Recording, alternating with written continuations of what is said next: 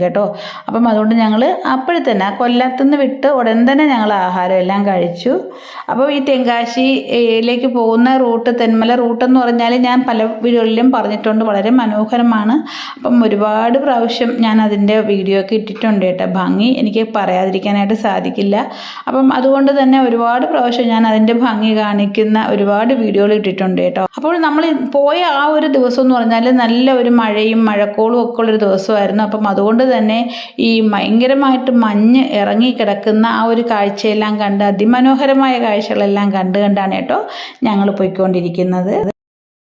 എങ്കിലും ട്രെയിൻ വളരെ ലേറ്റായിട്ടാണ് കേട്ടോ പൊയ്ക്കൊണ്ടിരിക്കുന്നത്. നമ്മൾ 12 മണിക്ക് കൊല്ലത്തുനിന്ന് പുറപ്പെടുന്ന ട്രെയിനായിരുന്നു. പക്ഷേ അത് അവിടെ നിന്ന് പുറപ്പെട്ടപ്പോൾ തന്നെ 12:40 അതായത് ഏകദേശം 4 മണിയോടുകൂടി തെങ്കാശിയിലെത്തേണ്ട ട്രെയിനാണ്. അത് പക്ഷേ എത്ര മണിയോടുകൂടി എത്തുമെന്ന് പോലും നമുക്കറിയത്തില്ല. പിന്നെ അവിടെ നിന്ന് നമ്മൾ ബസ് കയറി നമ്മൾ ആലംകുളത്ത് പോയി. പിന്നെ അവിടെ നിന്ന് വണ്ടി ശരിയായോ ഇല്ലയോ എന്ന് അറിയത്തില്ല. പിന്നെ നമുക്ക് തൂത്തുക്കുടി വരെ ഒരു സ്കൂട്ടർ കൊണ്ടുപോകണം. അപ്പം ഒരുപാട് ടാസ്ക് ആയിട്ടുള്ള ഒരു യാത്രയാണ് കേട്ടോ ഇത്. ടെൻഷനൊക്കെ ഉണ്ട്.